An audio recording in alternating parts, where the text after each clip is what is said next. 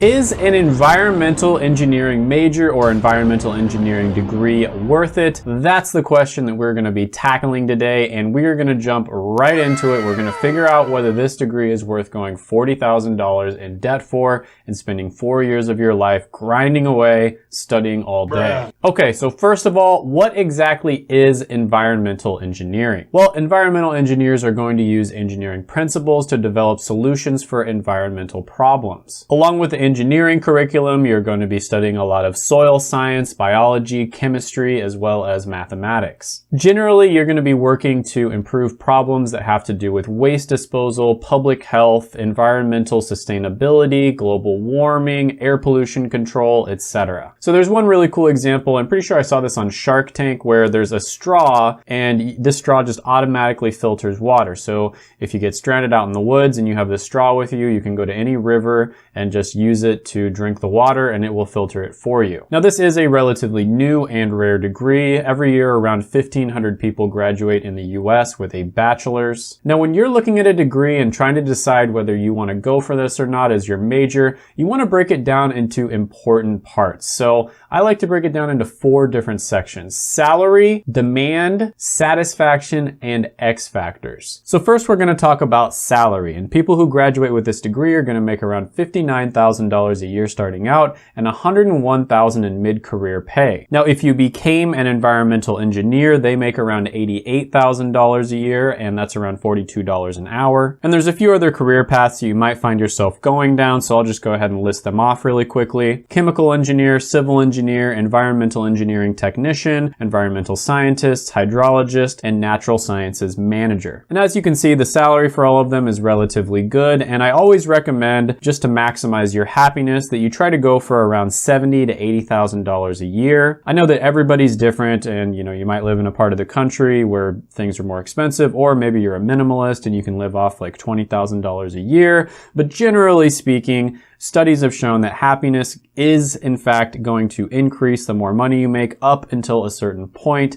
and that's usually around $70,000 to $80,000. Now, if you look at the latest census and you see how much engineering degrees make over a lifetime, it is excellent. By far the #1 degree at around 3.5 million compared to all the other ones, which are 2.4. So it's no surprise here, engineering degrees score really well when it comes to salary or earning potential. I'm going to give this one a 9 out of 10. Next, we're going to be talking about the most subjective section, which is satisfaction. And I like to break this one down into meaning and job satisfaction. And meaning is basically how much you think your job positively impacts the rest of the world in a significant way. So for this degree, it has a meaning score of about 64%. And if you compare that to one that's really high and one that's really low, you'll see that it's above average. Now, if you were to become an environmental engineer, the meaning score is 70%, which again is going to be above average. And if you look at the job satisfaction score, it's 72%, and you can compare that to a really good one and a really bad one. And again, it's going to be on the higher side. So everything is looking really good there. It looks like people who go into this career path not only find it meaningful, but they enjoy doing their job on a day-to-day basis. Now, another thing I like to look at is the percentage of people who regret getting their college degree. And ZipRecruiter released data, and it shows that engineering is the 3rd least regretted type of degree. Only around 15% of people who got it regretted it, and the main reason is because the best jobs out there sometimes require an advanced degree like a master's or a doctorate. But overall, really good. This section is extremely subjective. Like I said, there's so many other things that can influence how you enjoy your job or how much meaning you find in your job. It could be the people you work with, the company you work for, industry you work in,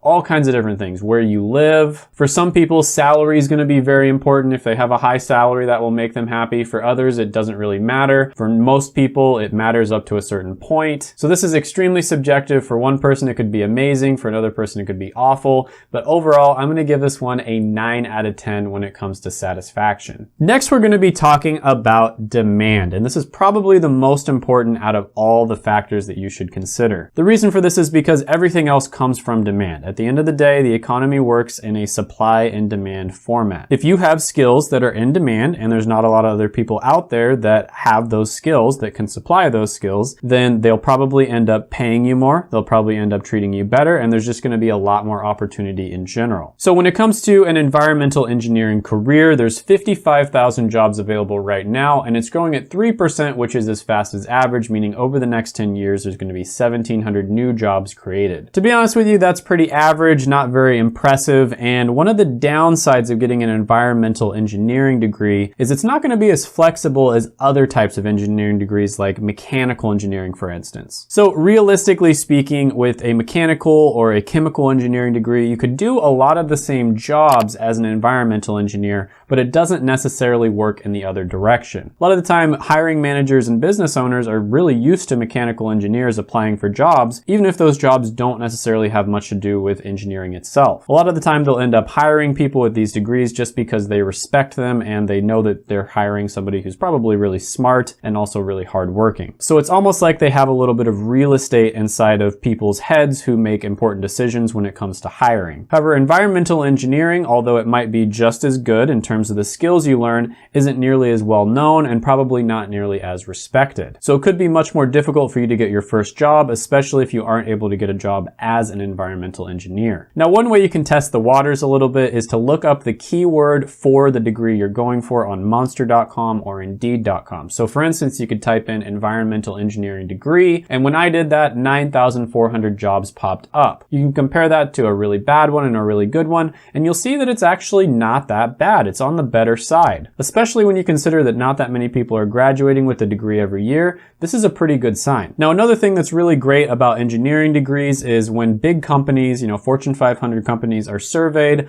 a lot of the time they say that they love hiring engineers. It's usually either the first or the second most popular type of degree for those companies to hire, and business is up there as well. However, a lot of the time they're going to be looking for mechanical engineers, chemical, electrical, that sort of thing, because they're not nearly as familiar with this type of engineering major. So overall, this degree is a little lacking in this category. Maybe it'll be different 20 years from now, but right now I'm going to have to give this one a 7 out of 10. Next, we're going to be talking about X factors. This is anything else that I think is important that didn't make it into any of the other categories. So one thing I always like to mention when it comes to engineering degrees is not only do you make more money over a lifetime, 3.5 million versus 2.4 million, but it's good pretty much no matter what career path you end up going down. So the average artist is going to make around 2.3 million over a lifetime, whereas the engineer that becomes an artist is going to make 3 million. That is a huge difference. Same thing when it comes to community and legal services, it's going to be 1.8 versus 3.2 million. Engineering degree graduates tend to do really well no matter what career path they end up going down. And there could be a multitude of reasons for this, but overall it is a good sign. Now, another thing I like to do is look up the skill index for these different types of careers and degrees, and you'll see that, of course, environmental engineering isn't going to show up on there, but something that's really close to it is going to be chemical engineering, and that one scores 59 out of 100. You can compare that to the highest score and one of the lowest scores, and you'll see that it's definitely on the higher side. That's a great sign because it shows that hiring managers and business owners are looking for people who have these types of skills. Another thing I like to look at is the likelihood of automation. So for instance, environmental engineers have a 1.8% chance of automation, so pretty much it's not going to happen. Same thing with environmental scientists and specialists in general, about a 3% chance, very, very low. And when it comes to outsourcing, it's kind of the same thing. Usually engineers are relatively hands-on. They're going to be communicating with other people. There's a lot of creative intelligence involved, so very unlikely that it will be outsourced. Another thing I like to mention with engineering degrees in general is they tend to create a lot of millionaires and billionaires. They're actually number one in terms of degrees. They create the most millionaires and billionaires. And the main reason for that, besides the high salary, is the fact that it is a really good segue into entrepreneurship. Engineers are the ultimate problem solvers. They are extremely practical when it comes to problem solving, and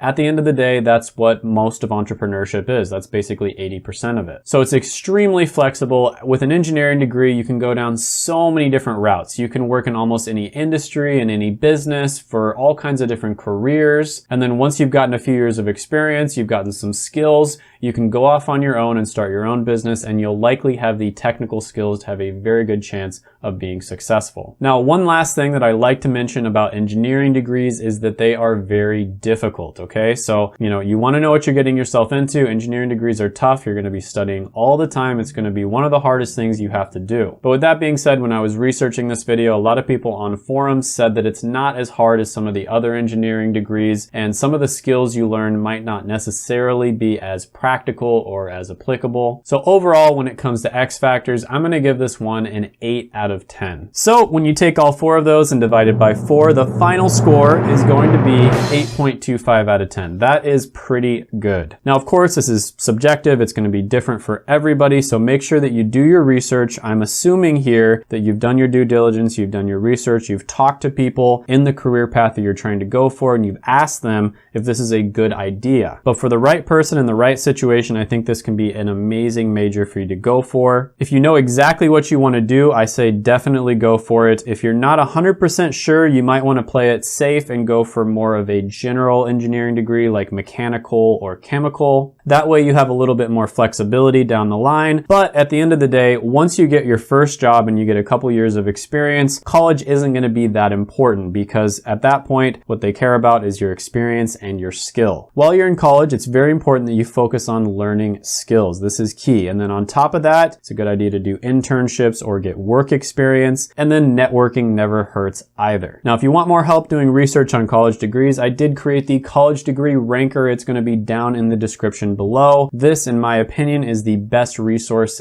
on the internet anywhere that you can find for doing research on college degrees. Right now it's in version 1.1. Pretty soon I'm going to be updating it after all this craziness in the world is done with, and I'm going to make it even better. I'm going to be doing version 2. If you haven't done it already, gently tap the like button, hit the subscribe button, ring the notification bell, and comment down below any thoughts, comments, criticisms, etc. that you have on the video. Sharing the video always helps as well, and don't leave. Check out my other videos right here. I made them just for you.